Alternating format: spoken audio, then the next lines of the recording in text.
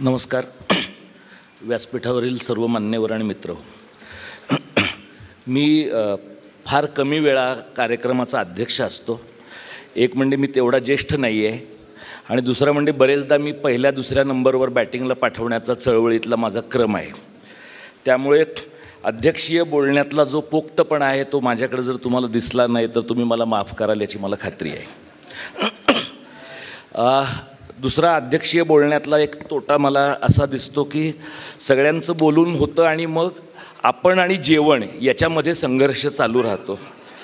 तर आपल्याकडे मगाशी आम्ही ती मशाल पेटवली.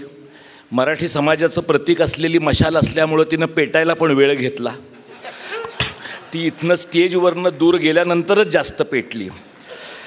तर आपलं असं झालेलं आहे की संयुक्त महाराष्ट्राची जी मशाल आपण 56 साली पेटवली ती आपली 62 साली विझली. संयुक्त महाराष्ट्राचं संपूर्ण महाराष्ट्र समितीमध्ये रूपांतर झालं आणि ती मशाल विझली.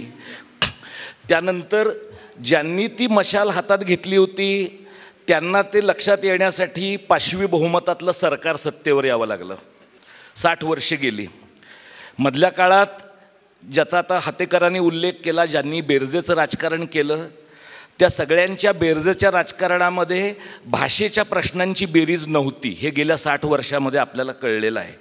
नाहीतर महाराष्ट्रातल्या भाषाविषयक काम करणाऱ्या 4 संस्था महाराष्ट्राची 65 आलेली असताना मरणप्राय अवस्थेमध्ये नसत्या, आणि त्या मरणप्राय अवस्थेत असतानासुद्धा महाराष्ट्रातले अभिजन अशा प्रकारच्या संस्थांना चिकटून गोचिडासारखे बसले नसते. त्यांनी काहीतरी भूमिका घेतली असती. आपल्याला का काम करावं लागतं?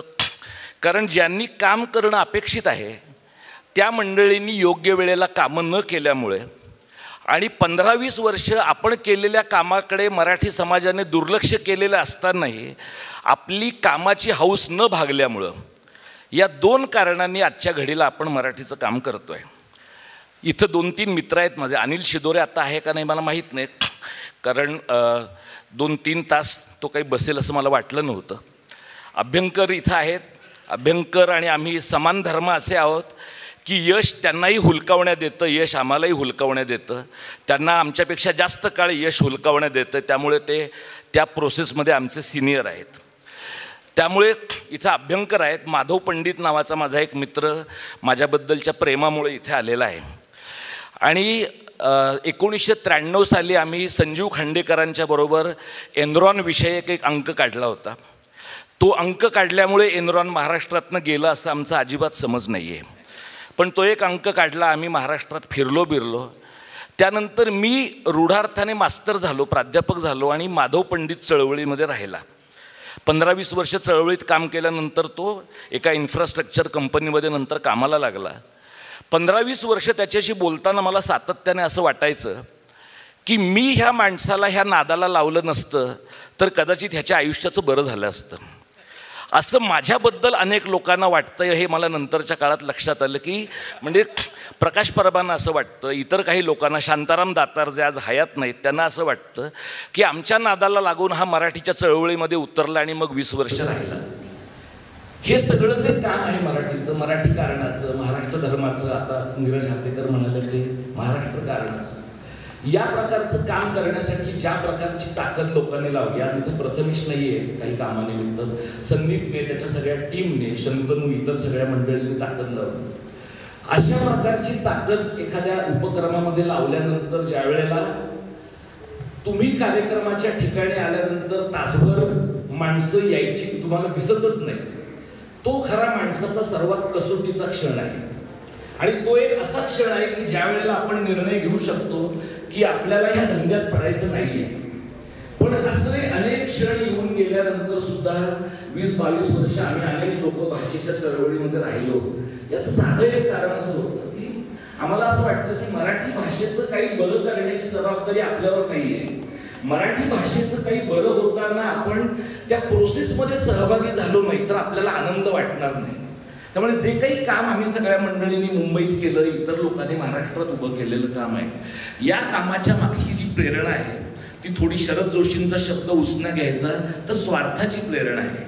मराठीचं भलं करायची, शिवाजी महाराजांचा शब्द वापरायचा तर मराठीयांचं गोमटे करायची, या प्रेरणांच्या पलीकडं जो महाराष्ट्र काही माणसांनी रक्त आटवून आपल्याला दिला, तो महाराष्ट्र आपण हयात असेपर्यंत जरा बऱ्या चेहऱ्याचा राहावा आणि पुनर्जन्मावर विश्वास नसल्यामुळं मरताना तो महाराष्ट्र आपल्याला बरा दिसावा, अशा एका किमान स्वार्थाच्या जाणीवेपोटी माझ्यासारखी माणसं हे काम करतात. यात मराठी समाजावर उपकार नाही आहेत, मराठी भाषेवर उपकार नाही आहेत. जे जर असेल तर आमची वैयक्तिक आनंदाची बाब आहे, वैफल्याची पण बाब आहे. पण आनंद आणि वैफल्य या दोन्ही एकाच नाण्याच्या दोन बाजू आहेत असं मी मानतो. आता हे जे 3 महिने आंदोलन आम्ही गेल्या काळामध्ये उभं केलं, हे आंदोलन उभं केलं, ते आंदोलन उभं राहिल्यानंतर आपली जी माध्यम आहेत मुख्यधारेतली, त्या मुख्यधारेतल्या माध्यमांना भाषेचं काय होतं याच्यापेक्षा भावांचं काय होतं याच्यामध्ये जास्त इंटरेस्ट होता.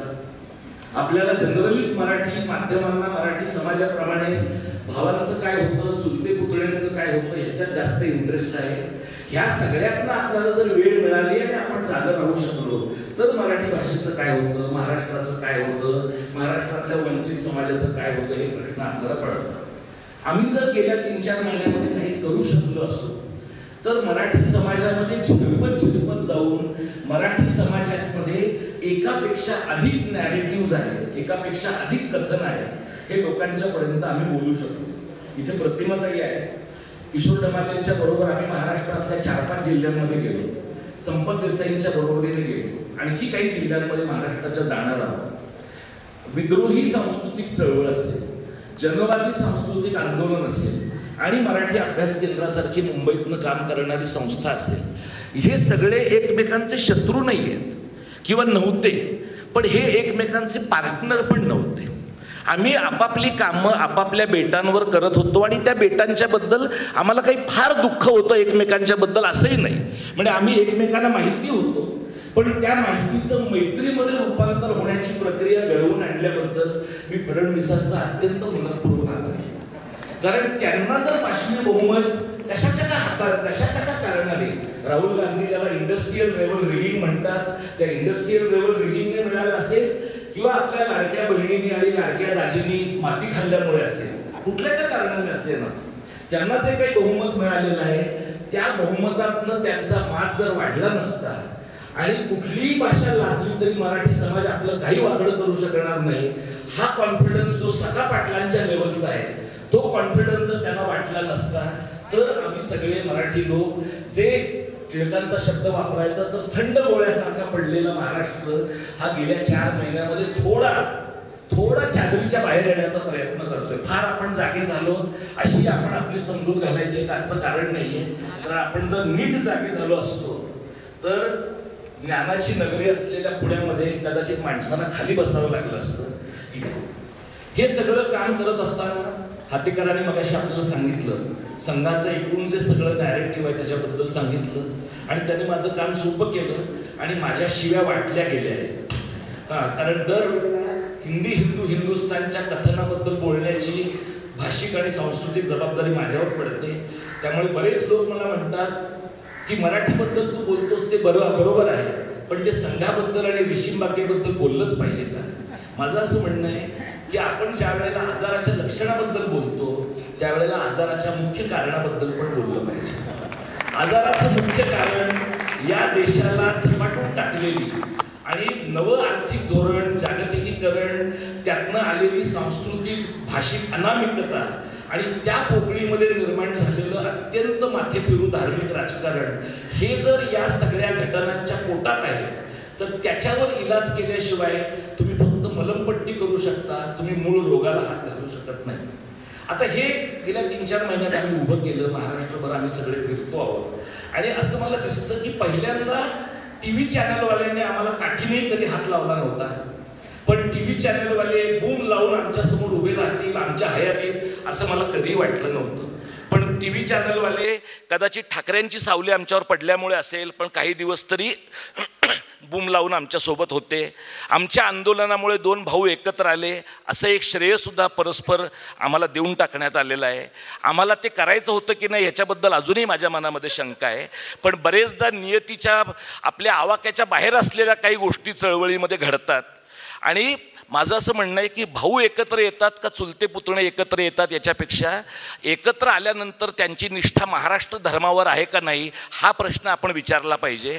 हा प्रश्न जर आपण विचारला नाही तर आपल्या सगळ्या परिषदांना, आपल्या सगळ्या आंदोलनाच्या कार्यक्रमांना बौद्धिकाची पातळी येईल. मी तुम्हाला बौद्धिक काय पातळीचं घडतं तुम्हाला माहिती आहे. ते एक प्रकारचं निष्काम कर्मयोग आहे. तो बौद्धिकातनं काही घडत नाही. बौद्धिकातनं फक्त निर्बुद्ध जनतेची वाढ होत राहते. आपण जे स्वतःला मराठीवादी मानतो, आपण जे स्वतःला लेफ्ट लिबरल मानतो आणि थोड्याच दिवसांनी आपल्याला ज्यांना अर्बन नक्षलवादी सुद्धा मानलं जाणार आहे, हे जे सगळे आपण थोडं डोक्याच्या जागी असलेले लोक आहोत, आपल्यासारख्या लोकांनी विचार केला पाहिजे की 56 साली जर महाराष्ट्र एकत्र आणण्यासाठी लोकांनी एसेमना, डांगेंना आपलं नेता मानलं, प्रबोधनकारांना आपला नेता मानलं, तर मधल्या 60-65 वर्षात असं काय घडलंय की मराठी समाजाच्या डोक्यावर परिणाम झाला आहे. कदाचित आपण मराठी समाजाशी एंगेज करण्याच्या आपल्या पद्धतीकडे पण नव्यानं बघायला पाहिजे. ज्यांनी जात नीट पाहिली नाही त्यांनी जात पाहिली पाहिजे. ज्यांनी धर्माचे धोके नीट ओळखले नाहीत अशा काँग्रेसवाल्यांनी संघवाल्यांना मांडीवर बसून सगळ्या सांस्कृतिक संस्था त्यांच्या ताब्यात दिल्या. हे सगळे लोक 2014च्या स्वातंत्र्यापूर्वी सेक्युलर होते, 2014च्या स्वातंत्र्यानंतर ते हिंदू धर्माभिमानी आहेत. हे लोक इतक्या तातडीने रंग बदलतील आणि सरड्यांना लाज आणतील हे जर तुम्हाला कळलं नसेल तर तुम्ही राजकारण करण्याच्या लायकीचे लोक नाही आहात. हे आपल्याला कळलं पाहिजे. आपल्याला हे एका अर्थाने यांच्या स्वातंत्र्याचं 11वं वर्ष आलं आहे ते बरं आहे, म्हणजे आपल्याला 13वंही घालण्याची काही काळानंतर आपल्याला सोय निर्माण होईल. ही पुन्हा कॉन्सेप्ट त्यांच्याकडनंच आपण घेतली पाहिजे. त्यांची परिभाषा त्यांच्या विरोधात वापरण्याची ताकद आणि हिंमत आणि बौद्धिक द्रष्टेपणा हे दाखवण्याचं काम जोपर्यंत आपण करत नाही तोपर्यंत धर्माला छेद देणारं मराठीचं सांस्कृतिक राजकारण आपण उभं करू शकणार नाही. आता इथं संदीप, प्रथमेश, शंतनू या सगळ्या मंडळींनी हा सगळा घाट घातला. 1-2 दिवसानंतर महाराष्ट्र राज्याचा उत्सव झालेला गणेशोत्सव असतानाही आणि पुण्यनगरीमध्ये त्यापेक्षा दुसरं काही पवित्र कार्य उरलेलं नसतानाही 100-150 माणसं तरी या प्रकारचं परिघावरचं काम आपलं मानून इथे येतात. या 100-150 माणसांचा जथ्था 10,000 15,000 माणसांचा होऊ शकतो का हा माझ्यासमोरचा कळीचा प्रश्न आहे. इथं आपण अनेकदा असं म्हणतो, म्हणजे विशेषतः पुरोगामी चळवळीमध्ये असं म्हणण्याची पद्धत आहे आपली की इथला एक माणूस 100 माणसांच्या सारखा आहे. याच्यात काही तथ्य नाही आहे. इथला एक माणूस एकाच माणसासारखा आहे. तो जर खरंच 100 माणसासारखा असता तर 50 कार्यकर्त्यांच्या बरोबर 5,000 माणसं वेगवेगळ्या ठिकाणी कार्यक्रमाला जाऊ शकली असती. धुळ्यात आम्ही किशोर ढमालेंच्या बरोबर जो कार्यक्रम केला त्यात तिथल्या सगळ्या तालुक्यांमधला अत्यंत समाजाच्या तळच्या घटकातला श्रमिक कार्यकर्ता आला. मला आणि डॉक्टर परबांना असा प्रश्न पडला की आपल्याला जे कळतंय असं आपल्याला वाटतं ते समाजाच्या या घटकापर्यंत पोचवण्याचं आपलं ट्रेनिंगच झालेलं नाही आहे. मुंबईत काम केल्यामुळं, पुण्यात काम केल्यामुळं कितीही तुम्ही विद्यापीठीय आणि इथल्या ब्राह्मणी परंपरा बोलताना नाकारल्या तरी आपल्या सिस्टीमचा त्या भाग झालेल्या असतात आणि त्यामुळे तुम्हाला अब्राह्मणी समाजाशी डील कसं करायचं हे करण्यासाठीचं जे ट्रेनिंग आहे ते ट्रेनिंग म्हणजे ह्या चळवळीचा भाग आहे असं मी मानतो. हा जो समाजातला वंचित घटक आहे ज्याचा खरा प्रश्न संध्याकाळी जेवायला मिळेल का नाही हा आहे, त्या माणसाने त्याचा प्राधान्यक्रम आपलं ऐकण्यापुरता बदलून भाषा हा त्या प्राधान्यक्रमात एक भाग आणावा अशी जर आपली अपेक्षा असेल तर माणसांच्या पोटापाण्याचे प्रश्न पण भाषेचं काम करणाऱ्या लोकांनी आपले मानले पाहिजेत. माणसांचं पोट भरलं तर माणसं भाषेबद्दल बोलतील, उपाशी पोटी माणसं भाषेबद्दल बोलणार नाहीत. काल मी संभाजी ब्रिगेड आणि मराठा महासंघाच्या काही केडरच्या लोकांशी, प्रवीण गायकवाडांच्यामुळे एका त्यांच्या गेट टुगेदरमध्ये बोललो तेव्हा मी त्यांना असं म्हटलं की यशवंतराव चव्हाण आणि शरद पवार हे सत्तेतले तालेवार मराठी तुमचे आदर्श आहेत, पण थोडं मराठा याच आडनावापुरतं तुम्हाला विचार करायचा असेल तरीसुद्धा तुम्हाला भाई उद्धवराव पाटलांचा विचार का करता येऊ नये. तुम्हाला क्रांतिसिंह नाना पाटलांचा विचार का करता येऊ नये? सत्तेच्या सोबत राहूनच बेरजेचं राजकारण करता येतं असं नाही, किंबहुना सत्तेला नडणाऱ्यांना बेरजेचं राजकारण करण्याची जास्त गरज आहे, कारण आमच्याकडे बेरीज करण्याशिवाय दुसरं काही नाहीच आहे. सत्तेतल्या लोकांनी वजाबाकी केली तरी चालणार आहे, कारण त्यांची घरं गब्बर झालेली आहेत. चळवळीत राहणाऱ्या माणसांना वजाबाकीचं राजकारण करणं यानंतरच्या काळामध्ये परवडणार नाही. आणि म्हणून ज्या वेळेला अभ्यंकरांच्या सारखा माणूस अत्यंत शांतपणाने चिकाटीनं काम करून हितेश पोद्दारसारख्या एका नव्या मुलाला सोबत घेऊन आपली पुस्तिका लिहितात. हितेशसारखा मुलगा जो किंग्स कॉलेजमध्ये आहे, शिकतो आहे, आणि खरं तर त्याला मराठीमधनं लिहिण्याची अजिबातच गरज नाही, कदाचित मराठीतनं लिहिणं हे त्याच्या उत्कर्षाच्या आडच येण्याची शक्यता आहे, पण तरीही तो मराठी भांडवलाच्या विकासाच्या बद्दल लिहिण्याचा प्रयत्न करतो. मला असं वाटतं अशी तरुण मुलं आणि मुली आपल्याला या चळवळीमध्ये धरून ठेवणं आणि त्या माणसांकडे एका टप्प्याला चळवळीची पार्टनरशिप आणि नेतृत्व सोपवून देणं हे नितांत गरजेचं आहे. आज मी म्हणजे प्रकाश परब नेहमी सांगतात, लोक त्यांना असं म्हणतात की तुमच्या चळवळीत तरुण लोक यायला पाहिजे. ते त्यांना सांगतात की आम्ही जेव्हा चळवळीत आलो तेव्हा तरुणच होतो, पण मधल्या 25 वर्षात चळवळीला यशच न मिळाल्यामुळे चळवळीच्या अपयशाने आणि वाढत्या वयाने आम्ही दुहेरी म्हातारे झालेलो आहोत. त्यामुळे आत्ता जर मराठीचं हे आंदोलन आपल्याला महाराष्ट्राच्या कानाकोपऱ्यात न्यायचं असेल, आणि संभाजी भाऊंनी सांगितलं तसं ते जाण्यासाठी आम्ही जिल्ह्याच्या पातळीवर गेलो आहे, तालुक्याच्या पातळीवर अद्याप गेलेलो नाही, आणि तालुक्याच्या पातळीवर गेलं पाहिजे हे मला पूर्ण मान्य आहे. मला औरंगाबादमध्ये आत्ताच्या संभाजीनगरमध्ये झालेल्या एका कार्यक्रमामध्ये एक तरुण मुलगा असं म्हणला की अशा प्रकारच्या कार्यक्रमामध्ये जो क्राऊड येतो आहे तो त्याच्याशी बोलणं म्हणजे कन्व्हर्टिंग द कन्व्हर्ट आहे. ज्यांना आधीच आपलं म्हणणं पटलेलं आहे अशाच माणसांच्या समोर आपण आपलं म्हणणं मांडतोय का ह्याचा पण तुम्ही विचार करा. आणि म्हणून जसे उजव्या विचारांचे लोक गावागावांमध्ये जात आहेत, त्यांच्या बैठका होत आहेत, त्यांचे इतर उपक्रम होत आहेत, त्याच पद्धतीनं सर्वसामान्य माणसाशी एंगेज करण्याचा काही एक मार्ग आपल्यासारख्या चळवळ करणाऱ्या लोकांनी पण शोधला पाहिजे. तुम्ही अभ्यंकरांची पुस्तिका अवश्य घ्यायला पाहिजे असं मी तुम्हाला सांगतो. म्हणजे ते माझे मित्र आहेत आणि मित्राचं प्रमोशन करणं ही माझी नैतिक जबाबदारी आहे. हा जरी भाग त्यातला असला तरी त्याच्या पलीकडे जाऊन तुम्ही एक पहा की दीर्घकाळानंतर डाव्या पक्षांनी महाराष्ट्रातल्या संयुक्त महाराष्ट्राची बॅटन जिथे सोडली होती तिथून त्यांनी 2025मध्ये ती बॅटन जर पुन्हा हातात घेतली आहे, तर यानंतरच्या काळातलं महाराष्ट्र कारण जर तुम्हाला 2 ठाकरेंच्या राजकारणाच्या पलीकडे जाणारा हवं असेल, 2 पवारांच्या राजकारणाच्या पलीकडे जाणारा हवा असेल, आणि ते तसं झालं तरच टिकणार आहे. जर ते 2 पवार आणि 2 ठाकरेंच्या पुरतं मर्यादित राहिलं तर ते महापालिकेच्या निवडणुकीनंतर एक संपेल, आणि चुकून जर हे सरकार पुढे मागे पडलंच तर महाराष्ट्रातल्या विधानसभेच्या निवडणुकीच्या वेळेला दुसरा भाग त्यातला निकामी होईल. नवं संस्कृतीकरण, नवं पर्यायी राजकारण जुन्या माणसांच्या कुबड्यांवर चालत नाही, जुन्या विचारांच्या लोकांच्या कुबड्यांवर चालत नाही. जो काही विचार आहे, कच्चा विचार असेल, जो काही विचार आहे थोडा पूर्ण न पिकलेला विचार असेल, पण नव्या माणसांनी जुन्या माणसांना सोबत घेऊन पण नव्या काळाशी सुसंगत अशा प्रकारचा विचार आपण मांडला पाहिजे. हा विचार जो महाराष्ट्र कारणाचा आहे, मराठी धर्माचा आहे, हा विचार अधिकाधिक लोकांच्यापर्यंत जावा हे जितकं महत्त्वाचं आहे तितकंच महत्त्वाची मला ही गोष्ट वाटते की कार्यकर्ते निर्माण होणं, विचार करणाऱ्या लोकांच्या फौजा निर्माण होणं, आणि या सगळ्या चळवळी ह्या चळवळी होणं, त्याचं NGOकरण झालं की त्याचा बाजार उठणार आहे. तुम्ही लक्षात घ्या की आपल्याकडे गेल्या 25-30 वर्षामध्ये MSW झालेले लोक खोऱ्यानं वाढलेले आहेत. त्यांचे फंडिंग एजन्सीचे रिपोर्ट अगदी चकचकीत गुळगुळीत कागदावर आहेत, पण हे लोक आणि नव भांडवलदारीचे समर्थक यांच्यामध्ये फक्त गळ्यातल्या बिल्ल्याचा फरक आहे, बाकी काही फरक नाही आहे. त्यामुळे रस्त्यावरची चळवळ जेव्हा करायची आहे त्यावेळेला तुम्ही सरकारमधल्या लोकांना जसं म्हणता की एअर कंडिशन खुर्च्यांमधनं शहाणपण शिकवू नका, तसं आपल्याला ठरवून दिलेल्या डोसेसचंच बंड केलं पाहिजे असं सांगणाऱ्या लोकांना पण आपण म्हटलं पाहिजे की बंड जर आमचं आहे तर परिभाषा पण आमची असणार आहे. बंडाची परिभाषा दुसऱ्याकडनं घेणारे लोक सहसा यशस्वी होत नाहीत. ते कोण होतात? ते सरंजामदार होतात, ते मांडलिक होतात, ते संस्थानिक होतात, आणि मग सत्ता पालट झाला की शांत झोपेसाठी ते महाशक्तीच्या मांडीवर झोपायला जातात. अशा लोकांच्याकडनं समाजामध्ये कोणत्याही प्रकारचं परिवर्तन होण्याची शक्यता नाही. त्यामुळे ह्या आंदोलनाचं पुढे काय होईल? तर तिसऱ्या भाषेच्या सक्तीबद्दल संभाजीदादा बोलले.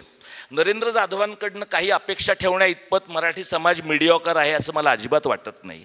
पण नरेंद्र जाधवांचे जे बॉस आहेत, नरेंद्र जाधवांचे बॉस जर 6व्या मजल्यावर बसत असतील तर नरेंद्र जाधवांनी फक्त सही करायची आहे, अहवाल कोणीतरी लिहिणार आहे. एका माणसाचा आयोग हा अत्यंत डेंजरस असतो हे कम्युनिस्टांना मी सांगायला नको. महाजन आयोगाने महाराष्ट्राचं जे नुकसान केले ते गेल्या 60 वर्षात महाराष्ट्राला माहिती आहे. त्यामुळे आपण भाबडं राहायचं नाही. नरेंद्र जाधव कितीही हातवारे करून त्यांनी मुलाखती देऊ देत, त्यांचे मालक रेशीम बागेत आहेत आणि त्यांना राज्यसभेवर पुन्हा जायचं असेल किंवा राज्यपाल म्हणून एखाद्या राज्याचा उद्धार करायचा असेल तर त्यांची गरज काठी म्हणून लागणार आहे. तेवढं त्यांना आपण डिस्क्रेडिट जर वेळेवर करू शकलो नाही आणि आपला माणूस आहे, बहुजनातला आहे, आपल्या जातीतला आहे, आपण कसं बोलून चालेल? आपण तर तो जरी वाट चुकला असला तरी त्याला वाटेवर आणण्याची जबाबदारी आपली आहे. अशा निरर्थक जबाबदाऱ्या अंगावर घेऊन नरेंद्र जाधवांसारख्या माणसाला शहाणं करण्यात उर्वरित आयुष्य कृपया खर्ची घालू नका अशी माझी आपल्याला नम्र विनंती आहे. तुम्ही मराठी आणि ब्राह्मण असाल तरच तुम्ही विकले जाल असं नाही आहे. तुम्ही ओबीसी असाल तरी विकले जाऊ शकता, तुम्ही मातंगांपैकी असाल तरी विकले जाऊ शकता. कारण संघाकडे प्रत्येकाला विकत घेण्याच्या किमतींचं शेड्यूलच आहे. तुम्हाला काय पद्धतीने त्यांनी विकत घ्यायचं हे नीट ठरलंय. याचं कारण ते 100 वर्ष थांबलेले आहेत, ते पुढची 100 वर्ष राज्य करण्यासाठी थांबलेले आहेत. त्यामुळे त्यांची 100 वर्षाची राजवट सप्टेंबरमध्ये एक दाढीवाला माणूस 75 वर्षाचा होतो म्हणून संपेल असं कृपया समजू नका. आणि मगाशी लक्ष्मीकांत देशमुखांनी सांगितलं की हिंदीचं काम अमित शहांकडे आहे. स्वाभाविक आहे, हा देश त्यांच्याकडे इतक्या आशेनं पाहतो आहे, त्यामुळे हिंदी भाषासुद्धा त्यांच्याकडे नितांत आशेने पाहत असेल याची मला पूर्ण खात्री आहे.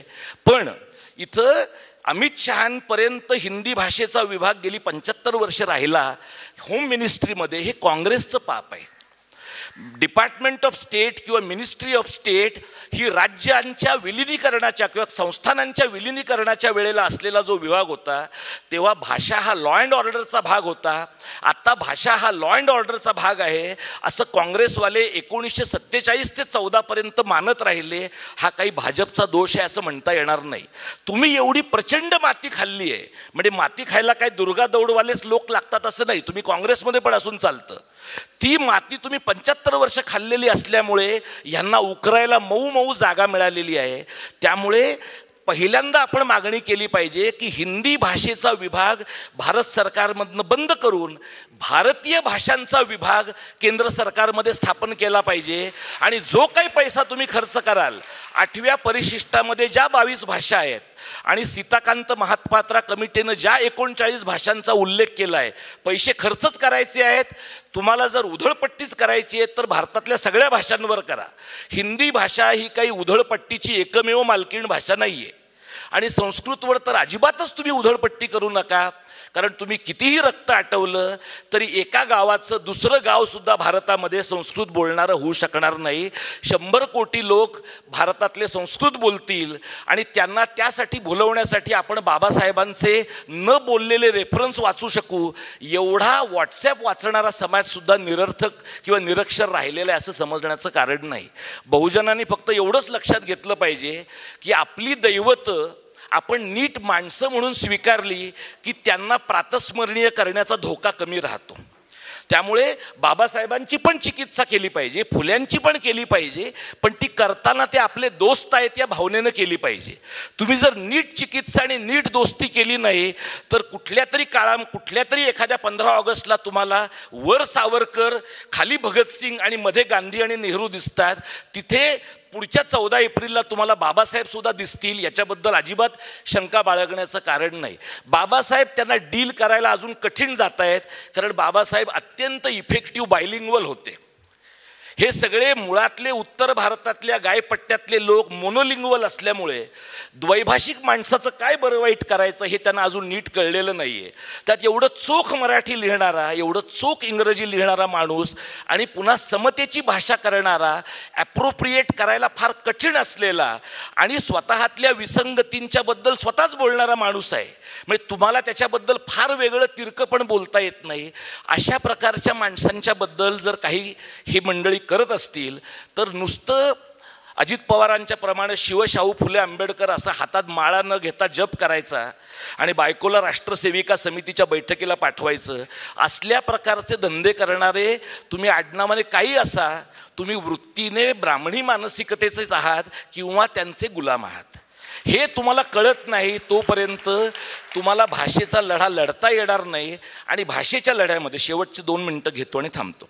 भाषेच्या लढ्यामध्ये कालपर्यंत हे माझे मित्र होते, आज मला त्यांना दुखवावं लागतंय, त्यांना वाईट वाटेल. माझ्या शाळेतल्या माजी विद्यार्थी मित्रांना काय बरं वाटेल. कॉलेजमध्ये जी मुलगी माझा क्रश होती पण आता ती हिंदुत्ववादी झाली आहे, तिच्या भावना तर माझ्यामुळे दुखावणार नाहीत आणि कॉलेजच्या माजी विद्यार्थ्यांच्या रियुनियनमध्ये त्यामुळे माझं इम्प्रेशन कमी तर पडणार नाही ना. अशा प्रकारच्या शंका जर तुमच्या मनात असतील तर तुम्ही मराठीच्या आंदोलनात न पडणं जास्त चांगलं आहे. मराठीच्या सांस्कृतिक लढ्यामध्ये उतरणं म्हणजे जे बलाढ्य आहेत त्या बलाढ्य माणसांशी शत्रुत्व घेणं. म्हणजे तुम्हाला अदानी, अंबानी आणि लोढाच्या लँड पार्सलबद्दल बोलायचं नाही आणि मराठी माणसाच्या जागा जातात हे बोलायचं, हे शक्य होणार नाही. आणि अदानी अंबानीशी बोलायचं तर त्यांच्या दिल्लीतल्या आणि महाराष्ट्रातल्या नोकरांच्याबद्दल बोलायचं नाही, हे पण चालणार नाही. त्यामुळे इथली जी भांडवलदारी आहे, इथला जो क्रोनी कॅपिटलिझम आहे, इथल्या क्रोनी कॅपिटलिझमचे लाभार्थी मग ते IAS असतील, IPS असतील किंवा राजकीय पक्षांचे महाराष्ट्रातले मराठी कमिशन एजंट असतील, या प्रत्येकाच्या विरुद्ध तुम्ही जर बोलला नाहीत तर तुमचं मराठी कारण खुजं आहे. खुज्या मराठी कारणाची 6 दशकं पूर्ण झालेली आहेत. त्यामुळे आपली हौस जर भागली असेल आणि साधारणपणे आपण 60 बुद्धी नाठी असं म्हणतो, पण याच्या उलटही करण्याची संधी इतिहासाने आपल्याला उपलब्ध करून दिली आहे. तर 6 दशकांच्या अनुभवानंतर तरी आपल्याला बरं मराठी कारण करायचं असेल तर आपल्या भांडवली शत्रूच्या विरुद्ध बोललं पाहिजे. गायपट्ट्याचं जे अत्यंतिक पितृसत्ताक आणि विषमतावादी राजकारण आहे त्याच्याहीबद्दल बोललं पाहिजे. आणि आपल्याकडे लोक म्हणतात, बरेच मराठी लोक सातत्यानं म्हणतात आमचं हिंदीवर काही राग नाही आहे. मला तुमच्याबद्दल पूर्ण प्रेम आणि सहानुभूती आहे, पण उत्तर भारताने आपल्याला कधीतरी विचारलं आहे का तुमचं हिंदीवर प्रेम आहे का म्हणून? आणि कधीतरी त्याने असं म्हणलं आहे का की आमचं मराठीवर प्रेम आहे म्हणून? लाखो लोक महाराष्ट्रामध्ये अक्षरशः तुम्ही बिळात सोडून दिल्याप्रमाणे सोडता. तुम्हाला तुमच्या राज्यामध्ये गेल्या 60 वर्षामध्ये त्रिभाषा धोरणामध्ये मराठी नाही शिकवता आली. त्रिभाषा धोरण टिकवण्याची जबाबदारी काय फक्त महाराष्ट्रावर आहे? आणि ती का महाराष्ट्रावर आहे? कारण हे मी अनेकदा बोललो आहे, सह्याद्रीची खूप जुनी खाज आहे हिमालयाच्या मदतीला धावून जाण्याची. मला असं वाटतं की नव्या काळाचा हा एक महिमा आहे, हिमालय त्याचं बघून घेईल. आपण किमान सह्याद्री आणि सातपुडा नीट ठेवला पाहिजे, एवढं बघूया आपण. उत्तराखंडातनं तिथे जे काही हिमस्खलन होतंय आणि माणसं वाहत आहेत ती जातील तिकडं समुद्रामध्ये, त्यांच्याबद्दल मला पूर्ण सहानुभूती आहे. त्यांच्या पापाचा वाटेकरी मराठी माणूस नाही आहे. मराठी माणूस कोणत्या पापाचा वाटेकरी आहे? समृद्धी महामार्गाचा वाटेकरी आहे, शक्तिपीठ महामार्गाचा वाटेकरी आहे, वाढवण बंदराचा वाटेकरी आहे. ही जी पापं आहेत ना, ही आपली इंडिजिनस पापं आहेत, आपली खाजगी पापं आहेत. आपली जी समष्टी आहे ह्या आपल्या समष्टीची पापं आहेत. आणि ही पापं निस्तरायची ना तर उद्या या महाराष्ट्राचं विभाजन होईल, हे तुम्ही कायम डोक्यात ठेवा. फडणवीसांना 3री आणि 4थी मुंबई करायची आहे. कुठं करायची आहे? तुम्हाला अटल सेतूबद्दल मुंबईत न राहणाऱ्या लोकांना फार प्रेम आहे की 16 किलोमीटरचा पूल आहे. अटल सेतू संपतो तिथं अंबानीची 5000 एकरची प्रॉपर्टी कशी काय सुरू होते? म्हणजे आधी अंबानीची प्रॉपर्टी सुरू होते मग अटल सेतू सुरू होतो. हे तुम्हाला कळलं नाही तर तुम्हाला महाराष्ट्राचं राजकीय अर्थकारण कळत नाही. वाढवण बंदरापासून समृद्धी महामार्गापर्यंत 6 लेन रस्ता होणार आहे. पेपरवाले बातम्या कशा देतात, आता होणार हा रस्ता सुसाट. अरे पण तू गेलायस का त्या रस्त्यावर? त्या रस्त्यावर ज्यांची घरं जाणार आहेत, त्या रस्त्यावर ज्यांची शेतं जाणार आहेत, त्यातल्या एका तरी माणसाशी तू बोललायस का? तू काय करतोस पत्रकार म्हणून? तू MMRDAच्या बातम्या कटपेस्ट करून तिथं वापरतोस, त्यांचं प्रेस रिलीज कटपेस्ट करून वापरतोस. कारण दिवाळीला गिफ्ट येतं ना MMRDAचं, दिवाळीला गिफ्ट येतं नगरविकास खात्याचं. तुमच्या नगरविकास खात्याच्या, गृहनिर्माण खात्याच्या, ऊर्जा विभागाच्या, MMRDAच्या आणि वॉर रूम चालवणाऱ्या मोपलवारकडनं येणाऱ्या तुम्हाला जर भेटी टाळता येणार नसतील तर तुम्ही स्वतःला मराठी आडनावाचे लोक समजण्याचं काही कारण नाही. हा जो लढा आहे ना, हा जीवन मरणाचा लढा आहे. शिवाजी महाराजांच्या मृत्यूनंतर 27 वर्ष मराठी लोक, मराठे हा जातीवाचक नसलेला शब्द आपण तेव्हा शहाणपणाने वापरत होतो, त्यावेळेला जर मराठी नेतृत्वाशिवाय लढले, आज नियतीनं पुन्हा एकदा कुठल्याही नेतृत्वाशिवायच लढण्याची वेळ आपल्यावर आलेली आहे. ही जर संधी आपण गमावली तर महाराष्ट्राचं द्विभाजन किंवा त्रिभाजन दुसऱ्या राज्य पुनर्रचना आयोगाच्या आगेमागे होईल.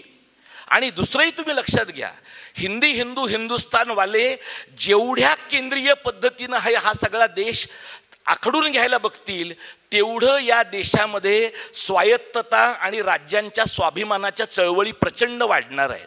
आपण नुसतं तामिळनाडूचं नाव घेऊन उपयोग नाही, थोडी लाजही आपल्याला वाटली पाहिजे की त्यांना द्रविड आयडेंटिटी उभी करता येते, आपल्याला महाराष्ट्र धर्माची आयडेंटिटी का नाही उभी करता येत?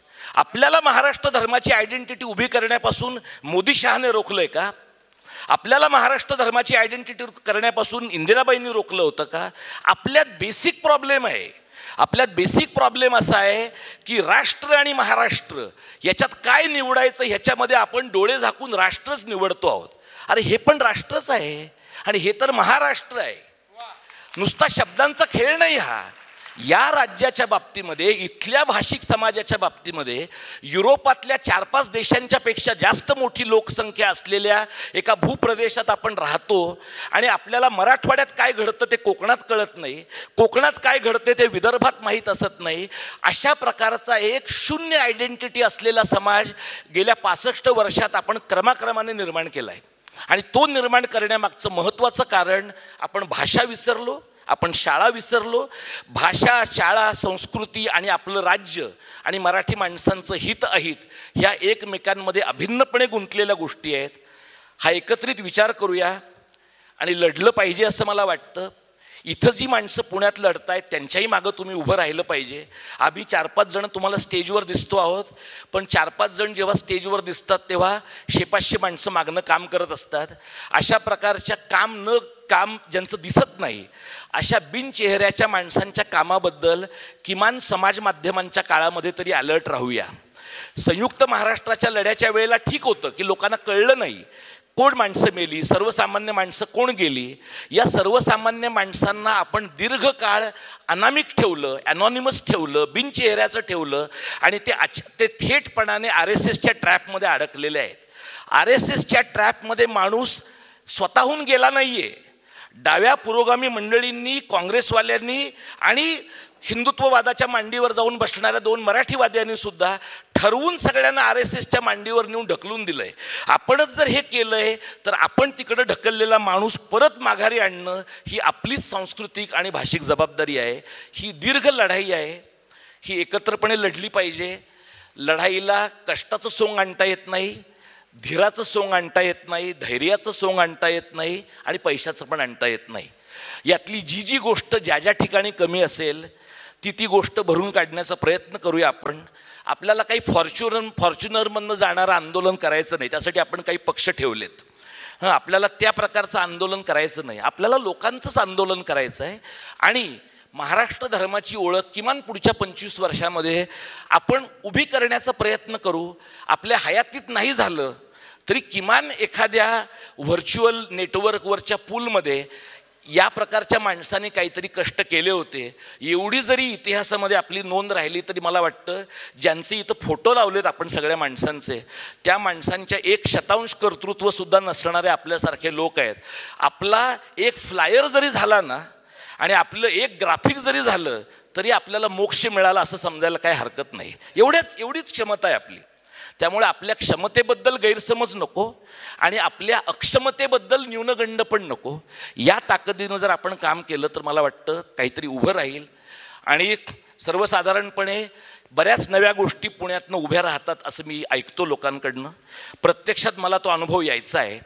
त्यामुळे आता हे जे काही आपण करतो आहे ते जर उभं राहिलं तर पुण्यनगरीबद्दलचा जो काही प्रवाद आहे तोही खरा आहे असं मानण्याकडे माझा कल राहील. त्यामुळे ही जबाबदारी अंतिमतः एका बऱ्या कार्यकर्त्याप्रमाणे मी पुण्यातल्या लोकांवर ढकलून मुंबई शहराकडे जाणार आहे. त्यामुळे हे काहीतरी उभं करूया आणि हे उभं राहिलं तर आपल्याला किती आनंद होईल माहिती नाही. आपली पुढची पिढी मराठी राहील, मराठी आडनावाची राहणार नाही. एवढं तरी आपण करूया अशी अपेक्षा बाळगतो. आणि तुमच्या जेवणावर एक 20 मिनटं गदा आणल्याबद्दल मी माफी मागतो. धन्यवाद. जय मराठी, जय महाराष्ट्र.